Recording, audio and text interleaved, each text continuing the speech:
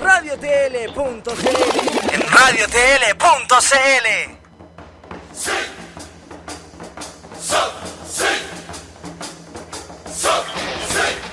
Oyasu Menasai, levanta las manos, pide energías porque aquí comienza Nakamas TL con Seba XS.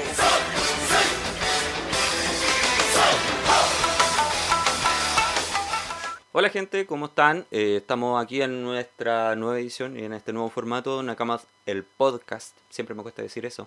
Nakamas el Podcast. Acá edición número 3. Recuerden que está la edición 1 disponible y la edición 2, en la cual en la 1 estuvimos hablando de Mampato y en la 2 estuvimos hablando de Condorito. Estamos haciendo una especie de antología respecto a las historietas nacionales, en donde estamos hablando de, bueno, toda la obra, curiosidades, la relevancia que ha tenido esta historieta para los ilustradores actuales y, bueno, dentro de esto también nos toca hablar un poquito en esta tercera edición de lo que muchos conocen como Barrabases, esta historieta de deportes que también tiene sus orígenes en esta época y que también tuvo y gozó de bastante popularidad y que tiene algunos datos curiosos a su haber que vamos a estar conversando en esta edición. En 2 semanas no estuvimos haciendo este podcast porque estuvimos con actividades como Radio Tele. De hecho pueden estar mirando los videos. Yo recomiendo que miren el video de Expo Hobby, que estuvimos ahí trabajando. Estuvimos trabajando también en todo lo que tiene que ver con Legión Lucha Libre. Fuimos a un entrenamiento, así que lo pueden revisar ahí en nuestras redes sociales y en nuestra cuenta de YouTube. Así que los invitamos a que puedan revisarlo ahí sin ningún tipo de problema. Bueno, hablemos un poquito de Barrabases en este caso. ¿Qué sucede cuando un país futbolero es también uno de los menos ganadores con sus equipos y selecciones? Fantasean, pues, obviamente. Sin duda las mejores historietas dependen mucho de la imaginación inventiva de sus creadores, no solo la historieta, sino que muchas obras más. Sobre todo cuando se trata de soñar en grande. La historieta de Barrabases tiene de dulce y a gras. Hace un tiempo los fans de los cómics nacionales nos vimos un poquito golpeados al saber que Guido Vallejos, creador de esta historieta, fue detenido por la PDI en el año 2012 por cargos que tenía en sus computadores y en distintos lugares de su hogar material de contenido sexual pedófilo, así que obviamente por cargos de abuso sexual en contra de menores de edad. Pero aquí vale la pena preguntarse si la vida del artista mancha de alguna u otra manera el legado o su obra. En este caso, estuvimos hablando una vez con Radio TL en otros programas sobre la vida y obra de Maradona, sobre la vida y obra de Michael Jackson, y llegábamos a la conclusión que en realidad para caso y caso hay que evaluarlo de una manera distinta. De hecho, para avanzar y responder esta pregunta, que si bien no tiene que ver con este especial, es un deber moral que tenemos como medio responder esta pregunta, obviamente. Siento a título personal que la obra no necesariamente se mancha cuando el autor tiene conductas repudiables, siempre y cuando estas no sean promovidas a través de su arte o su obra en este caso. Vale decir, si el autor es abusador, sería condenable que a través de su arte promoviera dichos valores o faltas. En el caso de Guido podríamos decir que no sucede esto con la obra de Barrabases, ya que netamente su historia es una aventura deportiva que fomenta la picardía, el deportivismo y el interés nacional. Igual, un paréntesis largo para avanzar sobre esto. El deporte en sí fomenta propiamente valores como el cuidado de la salud, la sana competencia, la perseverancia y en muchos casos la humildad. De hecho es algo como muy relevante en todas las disciplinas, la humildad. En un país que no ve el deporte como una necesidad, se ha creado una cultura en torno al hambre de logros en esta área. Hasta no muy lejos éramos los que salíamos a Plaza Italia a celebrar los triunfos morales, los que llevábamos a Plaza Italia, o los que llegábamos a la Plaza de la Ciudadanía a celebrar los logros de Cecilia Boloco, de hecho hay material de la época, en una disciplina que no tiene de hecho nada que ver con el deporte. O en los casos más recientes con los éxitos del fútbol, tenis y aún más recientes con los ganadores de los Juegos Panamericanos. Todo ello muchas veces impulsado solo por la iniciativa personal, la autogestión y muchas veces con una increíble voluntad llena de sacrificios, algo no muy lejano al género del cual estamos haciendo estos especiales en formato podcast. De hecho, muchos de los autores actuales y nacionales están trabajando bajo los mismos criterios. Estamos hablando de Sobaco Comic, Yoki Salina, Dami Vago y otros más, otros ilustradores más que muchas veces tienen que depender de la propia autogestión, del crowdfunding y otras herramientas más para poder desarrollar sus proyectos, lo cual es un tirón de orejas para el gobierno, un tirón de orejas para la industria privada, que no ve en esto una inversión, sino que ve, entre comillas, un gasto, y lo cual es un problema al corto, mediano y largo plazo, porque al final todo lo que tiene que ver con arte y deporte fomenta cultura y fomenta identidad nacional, que también es un elemento como bastante relevante respecto a la creación y formación de la identidad de las personas. Pero bueno, ese es un tema en el cual yo no quiero meterme ni filosofar mucho. De hecho, no, gracias. Para otro especial será. Esto nos permite hablar un poco más del cómic en cuestión, hablando ya que definimos lo que es deporte y lo que fomenta y lo que definimos como material que respeta un poquito principios y valores positivos pese a la obra o la vida del creador de la obra en sí. Esto nos permite, insisto, hablar un poco más del cómic en cuestión. Barrabás se cuenta la historia de un equipo deportivo que vive diversas aventuras antes de que Capitán Tsubasa o los supercampeones en español se popularizaran en Chile y en toda Latinoamérica. Teníamos a un team que resultaba imbatible y con todas sus propias figuras en escena. Ahora bien, hay diversos elementos destacables a considerar, como por ejemplo la primera emisión en el año 1953, lo que convirtió a la obra en el primer cómic deportivo de la historia.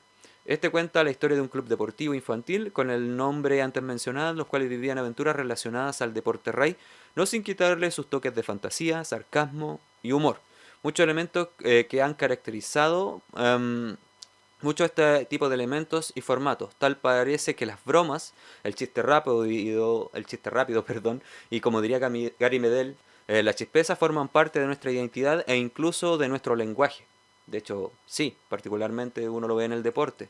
Todo esto mezclado para la época resultaba algo bastante innovador. De hecho, uno ve a los humoristas nacionales y el tema del lenguaje, el tema de la rapidez a la hora de responder con una broma es bastante fundamental, y de hecho la generación dorada trabajaba mucho con estos elementos y creo que es parte del deporte en sí y de la cultura que envuelve al deporte rey, que en este caso es el fútbol. El término barrabases deriva de la palabra barrabás, que significa niños traviesos.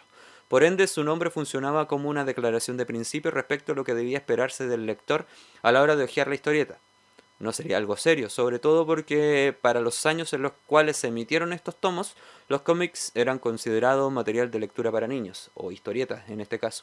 A tal punto llegó su fama que muchos clubes deportivos amateurs en el presente han referenciado en sus nombres a la obra de Guido. Además de esto, hay casos en donde los futbolistas más populares o nacionales chilenos tienen cierta similitud a los personajes del mismo. Por ejemplo, tenemos el caso Palmatoria, el cual sería similar a Jan Bosellur. De hecho, lo dice mucho Claudio Palma en sus relatos cuando juega la selección. Barrabases tiene un fuerte arraigo en lo nacional, ya lo habíamos destacado, sobre todo porque aborda géneros súper populares en Chile. Pues, obviamente, el fútbol es un elemento que aún arrastra masas y muchas veces tiene un apropiamiento cultural potente en los barrios, calles y villas populares. Es cosa de ver los orígenes de los futbolistas, la generación dorada de la selección, para notar cómo este deporte encuentra su cantera en los barrios, tal como los personajes de esta historieta. De hecho, gran parte de la inspiración del autor viene de este elemento que acabamos de mencionar. Haciendo un poco de historia, Barrabases se compone de 4 eras. Esto lo sacamos de una investigación que hicimos a través de la red, siendo la primera un boom en lo que se refiere a popularidad. El primer número salió en el año 1954, con 12.000 ejemplares que se agotaron casi inmediatamente. Al ver tal éxito, fue comprada por la editorial Zigzag, muchos conocemos la editorial Zigzag, que lanzó 181 números hasta 1963, inicialmente en blanco y negro en tiras quincenales, pero posteriormente pasó a ser semanal. En el año 1962 se imprimía ya en 4 colores e incluía una fotonovela. En esta época se podría decir que era una revista más, tal como lo fue Mampato y como lo conversamos en el podcast número 1. Pues aparte de la serie homónima de Guido Vallejos, incluía columnas, reportajes, relatos deportivos, cuentos deportivos y clases de fútbol. Elementos bastante interesantes. Es curioso ver cómo una historieta puede construir todo un universo o todo un mundo de contenido para sacar, por ejemplo, una revista con temas como los que acabamos de mencionar.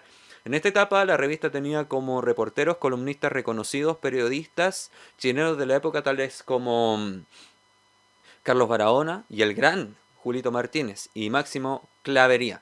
De hecho, esto es un elemento bastante importante a considerar. Estamos hablando del año 1962, en pleno Mundial de Fútbol Chile 2000.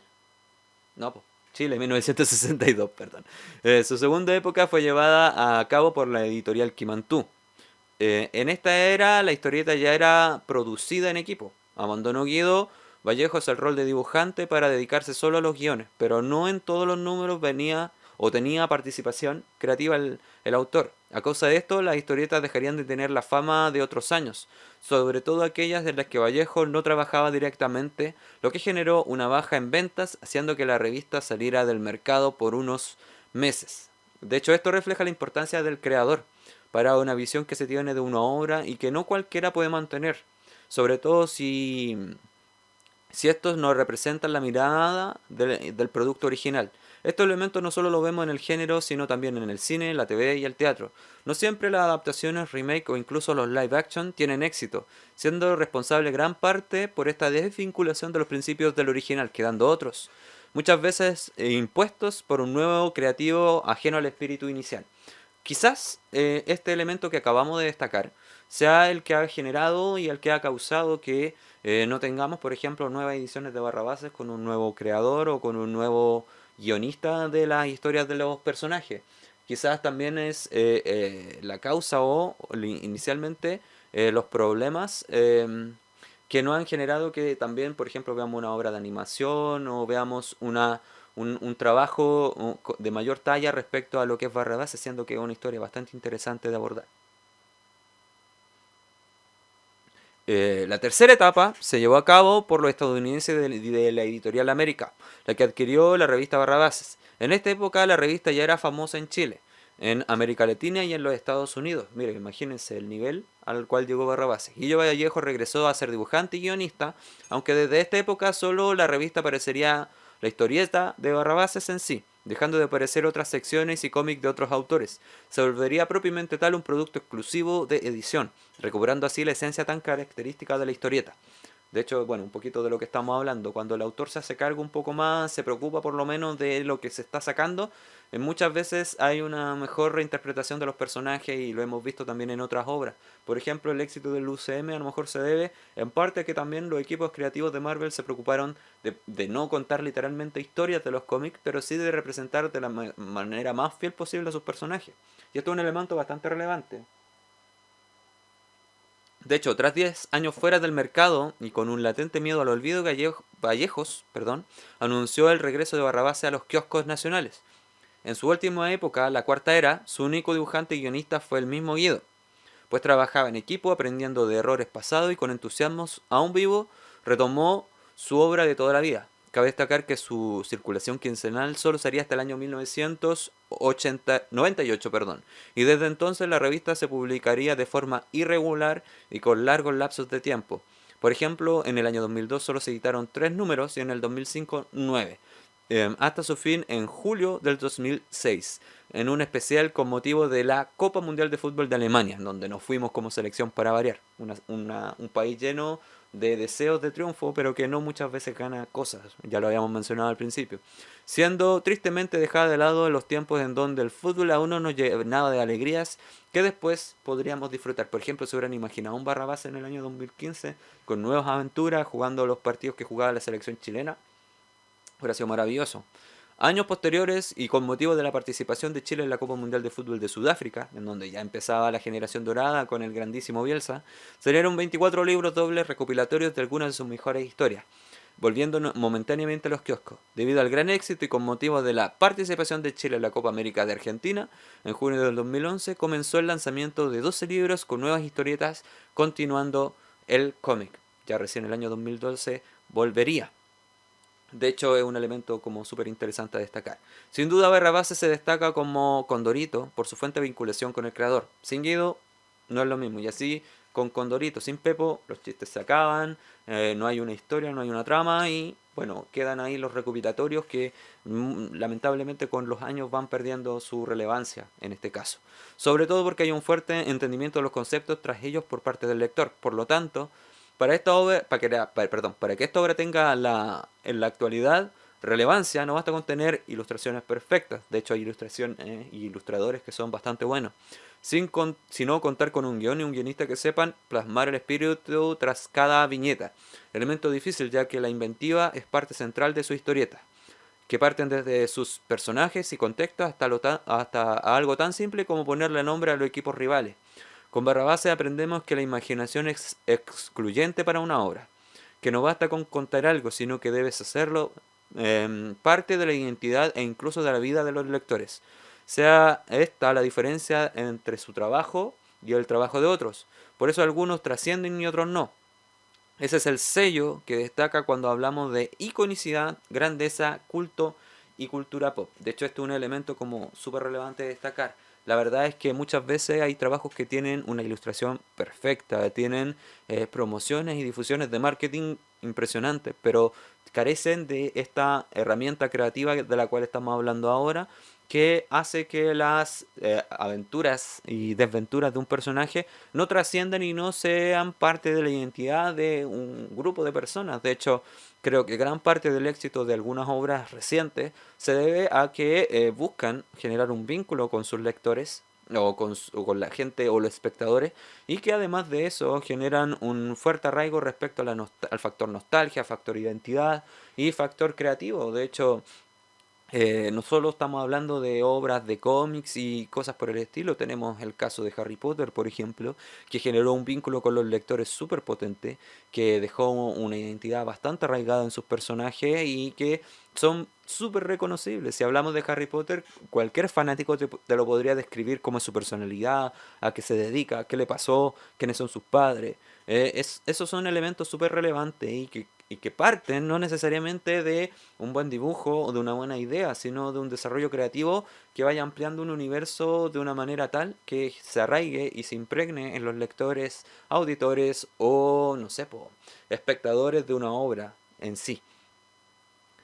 Eh, de hecho, ese es un elemento como súper relevante de destacar. De hecho, hablando un poquito más respecto a la historia de Barrabases y de Guido Vallejos, él lo creó bastante joven esta obra y este trabajo de ilustración. De hecho, sus primeras ilustraciones las desarrolló con tinta china y con papel normal y empezó a inspirarse en las historias que vivía y que le tocó compartir en los barrios con sus amigos mientras jugaba, mientras compartía, mientras alguno de ellos jugaba a la pelota, y fue generando identidad en sus personajes, fue generando un armado de personajes bastante interesante y particular respecto a eso. De hecho, por eso lo hablábamos un poquito más arriba respecto a cómo el deporte y cómo el fútbol en este caso tiene un arraigo muy profundo en los barrios, en las villas, en las poblaciones callampas como algunos le llaman, o en los barrios populares. Los mejores futbolistas nacen ahí, se forman ahí en muchos casos y tienen una personalidad bastante particular, bastante distinta. De hecho, si a ustedes les toca ver entrevistas de futbolistas, la mayoría habla similar, la mayoría se comporta de una manera similar, adquieren un poco de recursos y se compran su primer auto, andan con supermodelos, tienen como el sueño del pibe, de hecho tienen los deportistas de alto rendimiento y que tienen que ver con el fútbol. Y Barrabases se vierte un poco de eso y me gusta ese toque que le dio el autor respecto a la construcción de estos personajes que son de barrio, pícaros, con humor simple, con estrategias que tienen que ver muy con cómo tú y yo, la generación sub 30 jugaba la pelota con sus amigos, se juntaban en la calle, empezaban a jugar y compartir y dialogaban entre sí, y de hecho uno lo puede ver hasta el día de hoy en las multicanchas de los barrios, de las escuelas, cómo también se genera una especie de lenguaje e interacción entre los que están jugando a la pelota. Rivalidades también a muerte. Yo recuerdo que cuando era niño jugábamos con los de la cuadra de al lado y nos hicimos nombres para nuestros clubes deportivos, soñábamos con hacernos camisetas y en todo ese contexto yo me encontré con Barrabás, así como me encontré con Mampato, con Dorito. Y bueno, uno soñaba, pues, y se hacía parte de los sueños. Yo me acuerdo, siempre tengo muy pegada una viñeta en que estaban jugando en Barrabases y estaban como defendiendo, y estaban todos colgados en el arco así nivel máximo. Y siempre tuve muy pegada esa imagen de Barrabases, que si bien a lo mejor habla muy mal del fútbol chileno para la época, era muy curiosa y era muy particular, porque claro, en el fútbol callejero no hay muchas reglas, salvo las reglas implícitas. Por ejemplo, si pones dos piedritos o dos cosas para hacer el arco, perdón, y la pelota cruza muy arriba entre esos dos palos, es altura, o no sé, el arquero piraña o el arquero jugador, y no sé, pues cuando cobráis falta porque alguien se enojaba nomás, o no había límites para salir de la cancha, sino que podríais estar corriendo miles de kilómetros fuera de la cancha y después volver con la pelota.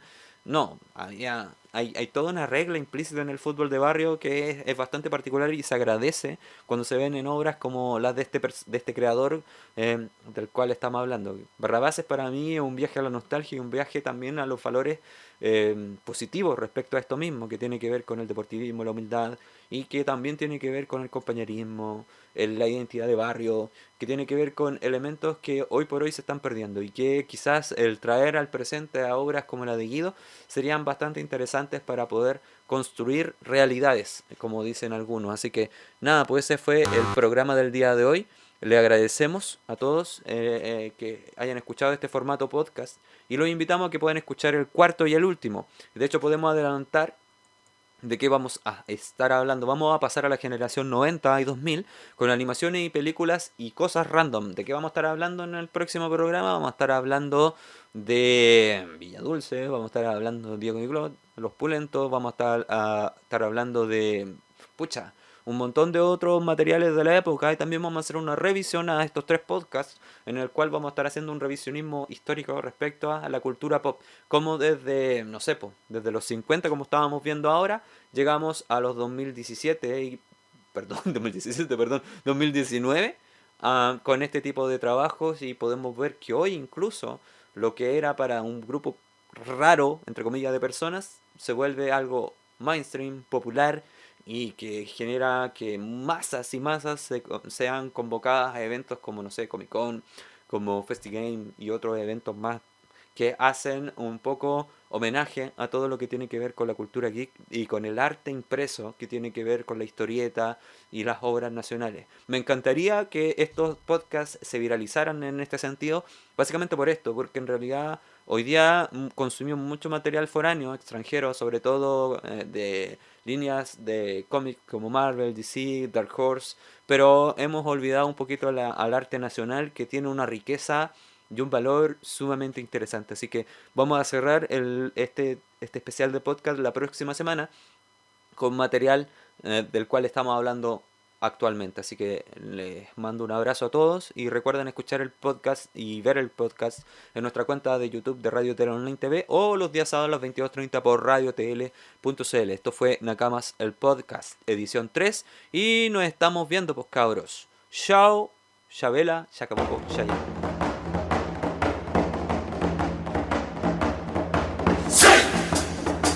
¡Oh, rayos! Se acabó este capítulo, pero el próximo estará lleno de spoilers junto a Seba XS y Nakamas TL, la cueva del geek, por radiotl.cl.